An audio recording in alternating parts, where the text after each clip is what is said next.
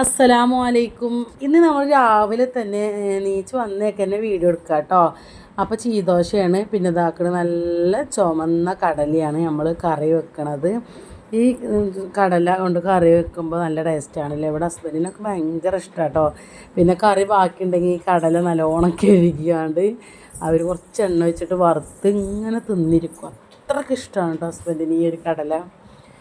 അപ്പോൾ എനിക്കും അങ്ങനെ ഇഷ്ടമില്ലായിരുന്നില്ല, നാളേരൊക്കെ അരച്ചിട്ട് കറി വെക്കുമ്പോൾ എനിക്ക് ഭയങ്കര ഇഷ്ടമാണ്.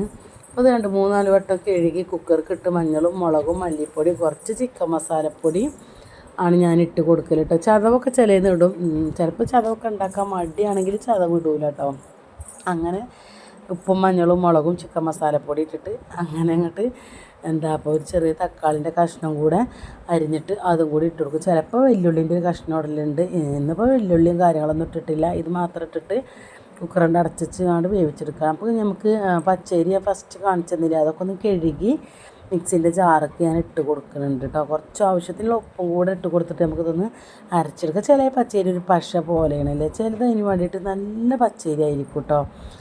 അപ്പോൾ ഇതാക്കണ പച്ചരി കഴുകി ഉപ്പിട്ട് നമുക്ക് അരച്ചെടുത്തിക്കണ്. അപ്പോൾ ഈ പാത്രത്തേക്ക് നമുക്ക് ഒഴിച്ചാൽ എന്നിട്ട് ഒന്നും കൂടി ഈ മിക്സിൻ്റെ ജാറ് അപ്പോൾ ചുവറ്റി പാരണം കേട്ടോ. അപ്പോൾ ഇതാക്കണ നമ്മളപ്പം പിന്നെ അപ്പം ഇങ്ങനെ ഓരോന്നോരോന്ന് ചുടുന്നതാണ് കേട്ടോ കാണിക്കണത്. കാരണം പിന്നെ ചിലപ്പോൾ മറക്കും വീഡിയോ എടുക്കാൻ, ചിലപ്പോൾ അതിന് വേണ്ടിയിട്ട് അങ്ങനെ എടുക്കും കേട്ടോ.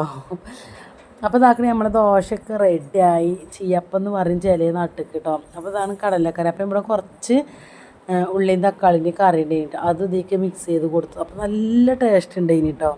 അത് ഉണ്ടായപ്പോൾ ഞാൻ എന്തായിട്ടില്ല, നാളേരെ അരച്ചിട്ടില്ല കേട്ടോ. അല്ലെങ്കിൽ നാളേരെ അരക്കലുണ്ട്. മോനക്കും അവൻ്റെ ഉപ്പാക്കൊക്കെ നാളേരെ അരക്കാതെ ഇതേമാതിരിക്കത്തെ ഒരു കൊസറാടി വെള്ളമാണ് വേണ്ടി കേട്ടോ.